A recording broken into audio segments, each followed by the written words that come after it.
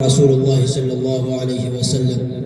میرا محترم بزرگوں، عزیزوں اور دوستوں، الحمدللہ آپ لوگوں کی دعا سے بہت سارے جلسے میں خطابت کا موقع ملا، لیکن جو ذوق آج ہم نے حسین پور کے لوگوں کے اندر دیکھا ہے، یہ ذوق کہیں اور نہیں ملا مجھے۔ 1 بجنے کے قریب ہیں، 12:25 ہو چکے ہیں، لیکن الحمدللہ آپ حضرات اللہ اور اس کے رسول کی محبت میں جمے ہوئے بیٹھے ہیں۔ میں آپ کی اس قربانی کو سلام کرتا ہوں۔ اللہ تبارک و تعالی آپ کی اس بیٹھنے کو قبول فرمائے۔ اللہ تبارک و تعالی آپ کے اس بیٹھنے کی برکت سے آپ کے مرحومین کی مغفرت فرمائے۔ آپ کے اولاد کو اللہ تبارک و تعالی سیدھے راستے پر چلنے کی توفیق عطا فرمائے، اور آپ کو پوری زندگی نبی پاک صلی اللہ علیہ وسلم کی سنت کے مطابق زندگی گزارنے والا بنائے۔ آئیے عزیزوں اور دوستوں، ایک حدیث مبارکہ کا ایک ٹکڑا میں نے آپ حضرات کے سامنے پڑھا ہے، اسی کے متعلق میں چند منٹ گفتگو کروں گا۔ جیسا کہ حضرت مولانا بدر الدین صاحب قاسمی دامت برکاتہم العالیہ نے 10 منٹ کا ٹائم دیا ہے، بس 10 سے انشاءاللہ 11 منٹ نہیں ہوگا۔ آج عزیزوں اور دوستوں، ہمارے اندر ایک شکایت یہ رہتی ہے کہ بگڑے ہوئے حالات میں آج کے جو رہنما ہم پر مظالم ڈھا رہے ہیں، ہم پر ظلم و ستم کر رہے ہیں، تو ہم اپنے اعمال کی اصلاح نہیں کرتے، اپنے آپ کو اپنے گریبان میں جھانک کر کے نہیں دیکھتے، بلکہ ہماری نظریں ٹکی ہوئی ہیں عاملوں کی طرف، عالموں کی طرف۔ ہم یہ کہتے ہیں کیا دنیا کے سارے عامل ختم ہو گئے؟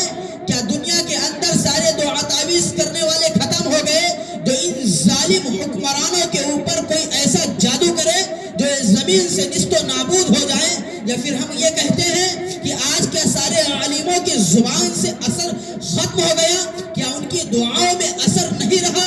کیا ان کی نمازوں میں وہ برکت نہیں رہی جن کی دعاؤں سے آج کے ظالم حکمران مٹی میں مل جائیں؟ تو عزیزوں اور دوستوں، یہ خیالات اور یہ ذہنیت اپنے دل و دماغ سے ہم نکال دیں، اور آقا نامدار جناب محمد رسول اللہ صلی اللہ علیہ وسلم کے فرمان پر ہم غور کرنے کی کوشش کریں کہ آقا نے کیا فرمایا؟ اعمالکم اعمالکم، جیسے تمہارے اعمال ہوں گے اللہ بادشاہ ویسا ہی تم کو دے گا۔ عزیزوں اور دوستوں، آج اعمال ہمارے پورے طور پر بگڑ چکے ہیں۔ آج کون سا ایسا گناہ ہے جو مسلمانوں کے اندر نہیں پایا جا رہا ہے؟ شادی وواہ کے موقع پر دیکھو کیسے مسلمانوں کے گھروں سے نبی اکرم صلی اللہ علیہ وسلم کی سنت کا جنازہ نکالا جا رہا ہے، مسجدوں میں آذانیں ہو رہی ہے، مسلمان ہوٹلوں پہ بیٹھ کر کے گپے مار رہا ہے، مسلمانوں کے اندر آج شراب نوشی پورے طور پر عام ہے، آج سود کا لین دین اگر دیکھا جائے، محاسبہ کیا جائے تو مسلمانوں کے اندر کتنا زیادہ پایا جاتا ہے۔ عزیزوں اور دوستوں، یہ سارے اعمال اور یہ ساری خرابیاں ہمارے اندر کوٹ کر کے بھری ہیں، اور ہم الزام لگاتے ہیں کہ کوئی عامل کھڑا نہیں ہوتا کہ اپنی دعا تعویذ کے ذریعے سے ان ظالم حکمرانوں کا نام و نشان مٹا دے۔ نہیں عزیزوں اور دوستوں، جب تک ہم اپنے اعمال کو نہیں صحیح کریں گے، جب تک اپنے آپ کو نبی پاک صلی اللہ علیہ وسلم کی سنت کے مطابق اپنے آپ کو کھڑا نہیں کریں گے، جب تک صحابہ کے طریقے کو اپنا طریقہ نہیں بنائیں گے، جب تک بزرگان دین کے طرز عمل کو اپنا عمل نہیں بنائیں گے، جب تک ان علماء کے پیچھے ہم چلنا نہیں سیکھیں گے، عزیزوں اور دوستوں، حالات بدلنے والے نہیں ہیں۔ اس سے بدتر حالات آئیں گے، اس سے بدتر حالات آئیں گے۔ اگر اپنے آپ کو نہیں بدل رہے ہو تو اس سے بدتر حالات کا سامنا کرنے کے لیے تیار ہو۔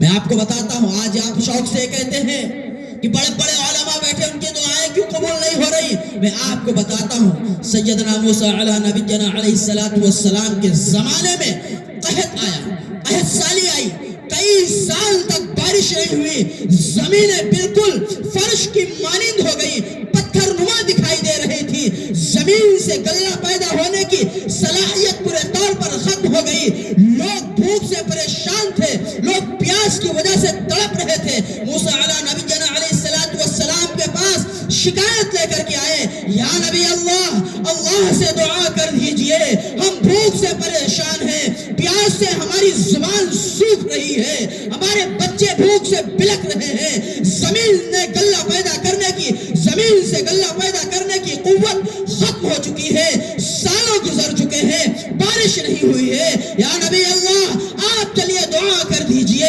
اللہ ہو سکتا بارش نازل کر دے۔ عزیزوں اور دوستو، موسیٰ علیہ السلام اپنی پوری قوم کو لے کر کے ایک میدان میں جمع ہوتے ہیں اور لوگوں سے کہتے ہیں لوگوں ہاتھ اٹھاؤ اور اللہ کے سامنے گڑ گڑاؤ، اللہ کے سامنے رو، اللہ سے معافی مانگو، اللہ سے دعائیں کرو، اللہ تمہاری دعا کو قبول کرے گا، بارش ہوگا۔ عزیزوں اور دوستو، موسیٰ علیہ السلام دعا کر رہے ہیں، قوم آمین کہہ رہی ہے لیکن بارش نہیں ہو رہی ہے۔ موسیٰ علیہ السلام پریشان ہوئے، شکایت کی رب کی بارگاہ میں، یا اللہ اتنی دیر سے تمہارے سامنے گڑ گڑا رہے ہیں، تم سے معافی مانگ رہے ہیں، بارش کی طلب کے لیے دعائیں کر رہے ہیں، یا اللہ بارش کیوں نہیں ہو رہی ہے؟ اللہ جبریل کو بھیجتے ہیں، جبریل جاؤ موسیٰ کو بتاؤ کہ تمہارے اس مجلس کے اندر، اس اجتماع کے اندر ایک ایسا شخص ہے جو انتہائی گنہگار ہے، اس کے گناہ کی نحوست سے موسیٰ میں تمہاری دعا کو قبول نہیں کر رہا ہوں۔ مسلمانوں، گریبان میں جھانک کر کے اپنے آپ کو دیکھو، اس کے بعد علماء کو اپنی گالیوں کا اور الزام کا نشانہ بناؤ۔ دعا مانگنے والا کون؟ موسیٰ علیہ السلام، اور ان کی قوم آمین کہہ رہی ہے۔ دعا مانگنے والا کون؟ کلیم اللہ، جو ڈائریکٹ طور پر جا کر کے اللہ سے بات کرتے تھے۔ تو موسیٰ کی محفل میں ایک گنہگار موجود ہے، اس گنہگار کی جو ہے موجودگی میں اللہ اپنے محبوب بندے موسیٰ علیہ السلام کی دعا کو نہیں قبول کر رہے ہیں۔ اب بتاؤ کون سا ایسا گناہ ہے جو مسلمانوں کے اندر نہیں پایا جا رہا ہے؟ موسیٰ علیہ السلام کی مجلس میں ایک گنہگار ہے جس کی نحوست سے دعا اللہ نبی کی نہیں قبول کر رہا ہے۔ اور آج ہمارے معاشرے میں ہر شخص گناہوں میں ڈوبا ہوا ہے، ہر شخص گناہوں میں لطفت ہے، ہر شخص جو ہے اللہ کی نافرمانی کرنے والا ہے، ہر شخص کے گھر سے نبی پاک صلی اللہ علیہ وسلم کی سنت کا جنازہ نکل رہا ہے۔ تو اللہ ہماری دعاؤں کو کہاں سے قبول کر لے گا اور کہاں سے ہمارے حالات بدل جائیں گے؟ اس لیے عزیزوں اور دوستو، اپنے حالات کو بدلنے کی کوشش کریں، ان علماء کے پیچھے چلنے کی کوشش کریں، ان سے مسئلہ پوچھ کر کے اپنی زندگی کو گزاریں۔ یہ مدارس کو اللہ کی نعمت سمجھیں۔ اگر یہ ختم ہو گیا عزیزوں اور دوستو تو کوئی جنازہ پڑھانے والا نہیں ہوگا، کوئی مسجدوں میں آذان دینے والا نہیں ہوگا، کوئی آپ کے بچوں کو کلمہ سکھلانے والا نہیں ہوگا۔ اس لیے ان علماء کی قدر کریں اور ان مدارس میں پڑھانے والے اساتذہ کی جو ہے آپ حضرات قدر کریں، ان کی خیر خواہی کریں، قدم قدم پر ان کی رہنمائی کریں، مدد کریں، ان کے حالات پر نظر ڈالیں اور یہ دیکھیں کہ کیا اتنی کم تنخواہ میں یہ اپنا گزارا کر پا رہے ہیں یا نہیں کر پا رہے۔ اگر نہیں ہو پا رہا ہے عزیز اور دوستو تو الگ سے ہم کوئی انتظامات کر دیں، کبھی کوئی سعودیہ سے آئے، ممبئی سے آئے تو ہدیہ تحفہ کبھی لفافے میں لے کر کے ان اساتذہ کو دے دیا کریں۔ کیوں؟ کیونکہ یہ آپ کے بچوں کو علم دین سکھاتے ہیں۔ اگر ایسا کریں گے تو انشاءاللہ اور محنت سے پڑھائیں گے اور انشاءاللہ اس کے بعد آپ کے اور ہمارے علاقے میں انقلاب آئے گا۔ اللہ تبارک و تعالی کہنے سننے سے زیادہ ہم سب کو عمل کرنے کی توفیق عطا فرمائے۔ آمین وآخر دعوانا ان الحمدللہ رب العالمین۔ دعا فرما لیں۔ اللهم صل على سيدنا مولانا محمد بارك وسلم كما تحب وترضى عدد ما تحب وترضى. ربنا ظلمنا أنفسنا وإن لم تغفر لنا وترحمنا لنكونن من الخاسرين. اللهم اكفني بحلالك عن حرامك وأغنني بفضلك عمن سواك. لا إله إلا أنت سبحانك إني كنت من الظالمين. اللهم إني أسألك العفو والعافية في الدنيا والآخرة. اللهم إنك عفو تحب العفو فاعف عني يا كريم.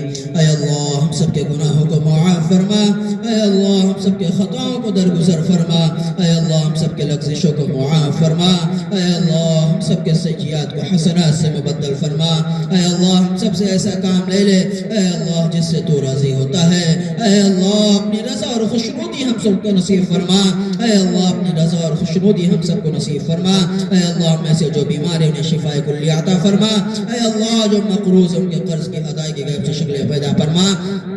اے اللہ جن گھروں میں نوجوان بہنیں بیٹھی ہوئی ہیں اے اللہ ان کے لیے مناسب رشتوں کا انتظام فرما اے اللہ جو ہمارے مساجد پر مدارس پر ظلم اٹھا رہے ہیں اے اللہ مسلمانوں کو اے اللہ ظلم کا نشانہ بنا رہے ہیں اے اللہ اگر ایسے لوگوں کے مقدر میں ہدایت ہے تو اے اللہ انہیں ہدایت عطا فرما اے اللہ اگر ہدایت نہیں ہے تو ایسے ناپاک لوگوں سے ہماری سرزمین کو پاک فرما اے اللہ ہماری سرزمین کو پاک فرما اے اللہ مساجد کی مدارس کی معابد کی دینی خانقاہوں کی دینی شخصیات کی حفاظت فرما اے اللہ مسجد اقصی کی حریت کے فیصلے فرما دیجئے اے اللہ فلسطینی مسلمانوں کی قدم قدم پر مدد فرما رہنمائی فرما اے اللہ ان کے اندر قوت ایمانی پیدا فرما اے اللہ جب تک زندہ رکھ اسلام کے مطابق زندگی گزارنے والا بنا اے اللہ جب موت آئے ہم سب کو کلمے والی موت نصیب فرما اے اللہ ایمان پر خاتمہ عطا فرما اے اللہ ہم سب کی دعاؤں کو نبی پاک صلی اللہ علیہ وسلم کے صدقے طفیل میں قبول فرما